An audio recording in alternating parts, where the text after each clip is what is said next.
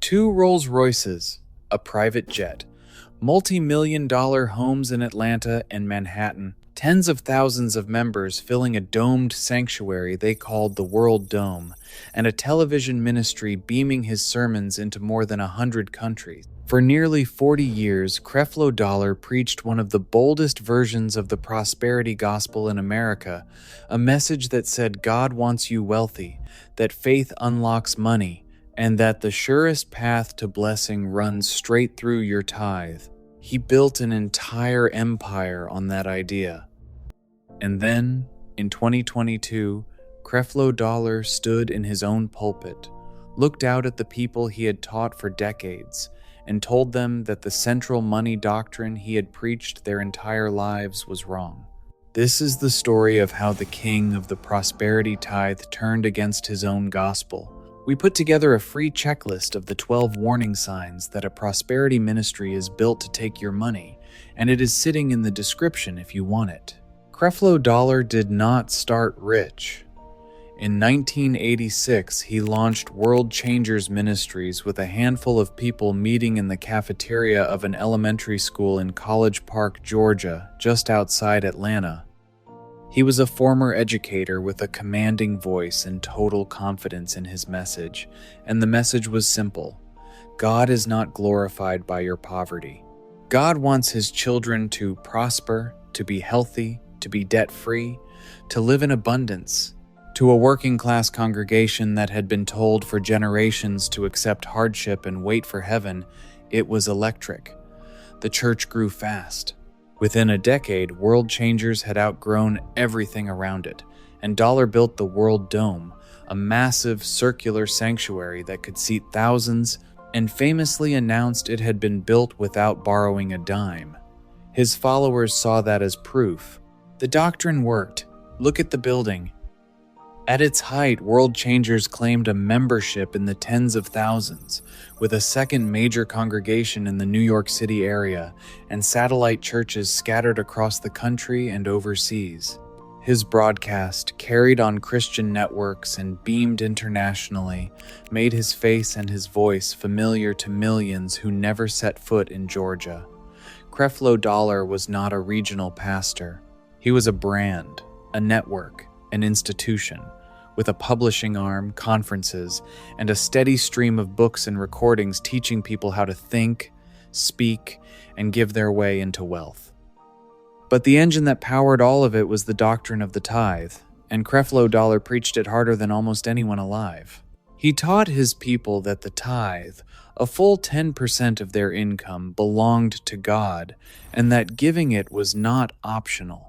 He told them that those who tithed faithfully opened the windows of heaven and unlocked God's blessing, and that those who withheld it were robbing God and living under a curse. He layered on the promise of the hundredfold return, the idea that money given to the ministry would come back multiplied, that a seed sown in faith would produce a harvest. This was the heart of the Word of Faith movement. The same nudge it and claim it theology preached by men like Kenneth Copeland and Creflo Dollar became one of its most polished, most persuasive salesmen. Give, and it shall be given unto you, he told them, week after week, year after year. To understand where this teaching came from, you have to trace its roots. The prosperity gospel did not fall out of the sky.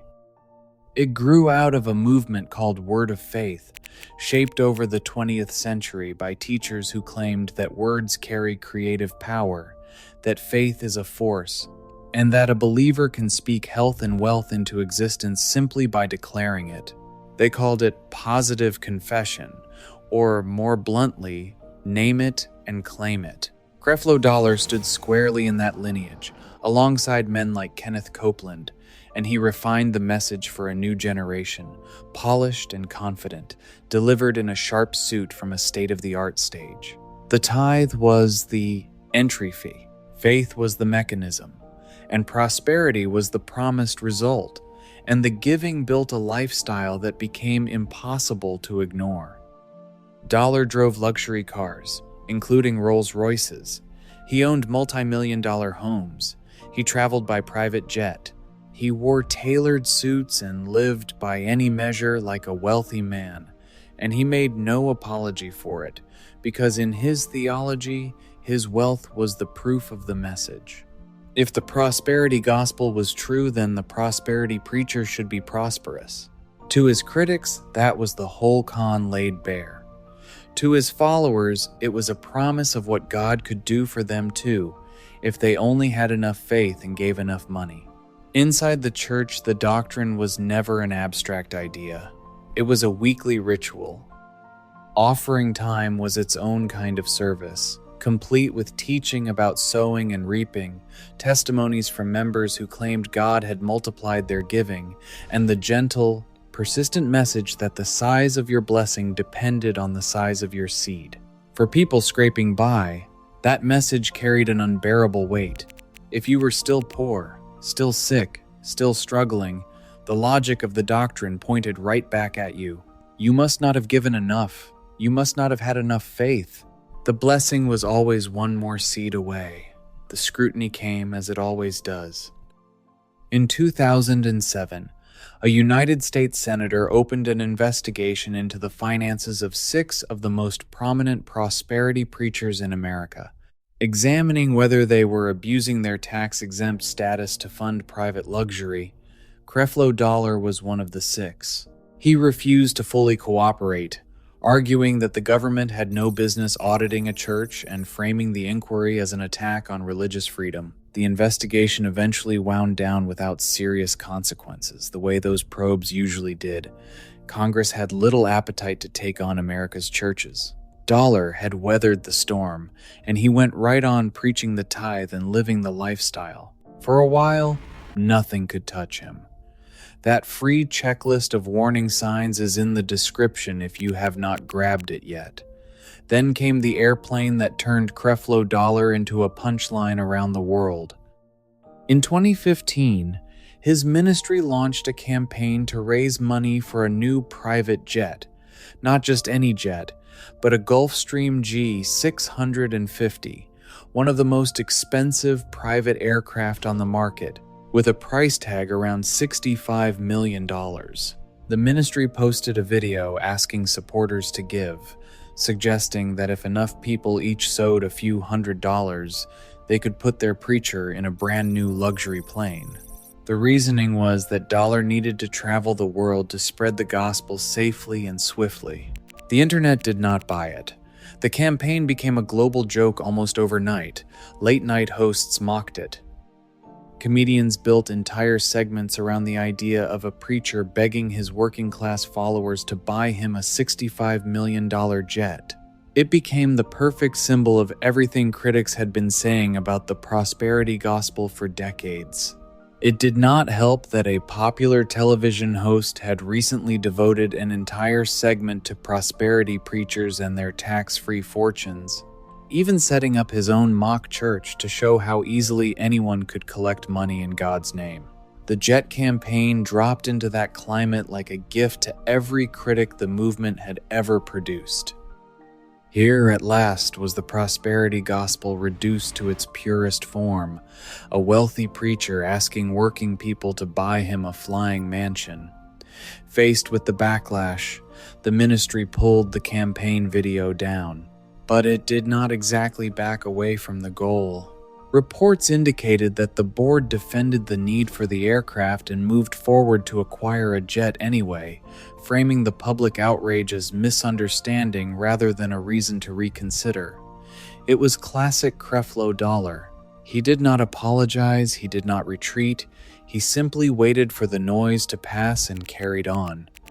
The empire kept running, the tithe kept coming in, and the man who taught that God wanted his people rich kept getting richer, jet and all. And it was the people at the bottom who paid for all of it.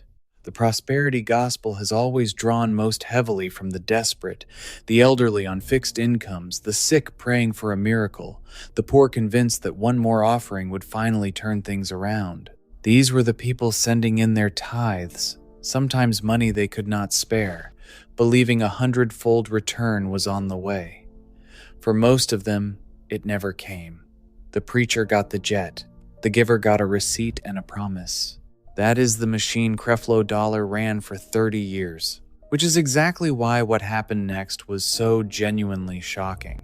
In 2022, Creflo Dollar did something almost no major prosperity preacher had ever done. He stood before his own congregation and renounced the doctrine of the tithe.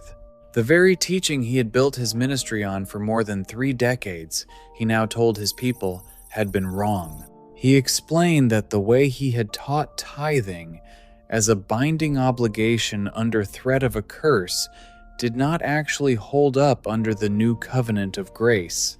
He said that the idea of robbing God and living under a curse for failing to tithe was a misreading, that he had taught it incorrectly, and that he wanted to make it right. He went so far as to apologize, to ask forgiveness for the burden he had placed on people, telling them they were not required to give 10% to be blessed, and that he had gotten one of the most important things he ever preached wrong. He pointed to the New Testament teaching that believers are no longer under the old law, that the curse the tithe was supposed to lift had already been dealt with, and that fear was never meant to be the reason a Christian gives. For a man who had spent decades warning people about the curse of withholding, it was a complete reversal of the very threat at the center of his own ministry. Sit with how strange that is. This is not some obscure pastor in a storefront church. This is Creflo Dollar, one of the wealthiest and most recognizable prosperity preachers in the world, a man whose entire empire, whose Rolls Royces and World Dome and Very Jet, had been funded by exactly the doctrine he was now dismantling from his own stage. He was, in effect, telling the people who had filled his coffers for 30 years that the rule he had used to fill them was never really the rule at all. The reaction rippled across the religious world. Critics of the prosperity gospel, who had been warning about men like Dollar for decades, treated it as a stunning vindication. If the king of the tithe was admitting the tithe doctrine was wrong, then the whole money machine of the movement was built on a teaching its own biggest names could no longer defend. Some of Dollar's supporters were relieved, even grateful, freed from years of guilt and fear about giving. Others were confused and unsettled, wondering what it meant that the man they had trusted with their hard-earned money for decades was now saying he had misled them on the very point that cost them the most. And other prosperity preachers said almost nothing because Creflo Dollar had just cracked open a door none of them wanted opened. To be clear about what Dollar did and did not say, he did not renounce generosity, and he did not declare the prosperity gospel itself dead. He framed it as a correction, a return to giving out of love rather than law, out of grace rather than fear. He kept preaching, he kept his church. He remained, by all appearances, a wealthy man. There was no bankruptcy, no scandal, no collapse of his finances. The fall here was of a quieter and more interesting kind. It was the sound of one of the movement's loudest voices admitting in public that the foundation was cracked. And once a man like Creflo Dollar says it out loud, it cannot be unsaid. If you want more of these stories, the rise and the reckoning of the preachers who built fortunes in God's name, subscribe and become a member of the channel. What makes his confession land so hard is everyone who did not make it. The other giants of the prosperity gospel, the men who taught the same tithe and flew the same kind of jet, said nothing and changed nothing. They are still on television tonight, still asking for seed, still promising the 100-fold return. Creflo Dollar broke ranks. He looked at the doctrine that built his fortune and admitted, on the record, that it would not hold. The others kept selling it. That contrast is the whole story of the prosperity gospel in a single frame, the rare man willing to say he was wrong, surrounded by the many who never will. So why did Creflo Dollar turn against his own prosperity gospel? Only he can fully answer that. Maybe it was conviction, a genuine change of heart late in a long career. Maybe it was the slow accumulation of scrutiny, the jet, the Senate probe, the decades of criticism finally landing. Maybe it was simply age and reflection. A man looking back at what he had taught and deciding he could not carry it to the end. Whatever the reason, the result is the same, and it is remarkable. The man who spent nearly 40 years teaching millions of people that faith makes you rich, and that the tithe is the key that unlocks the blessing, stood in the pulpit those tithes had built and told his people he got the most important part wrong. The empire still stands. The Rolls Royces are still in the garage. But the doctrine that paid for all of it has been disowned by the very man who preached it loudest. And in the long, slow reckoning of the prosperity gospel, that confession may turn out to matter more than any scandal ever could.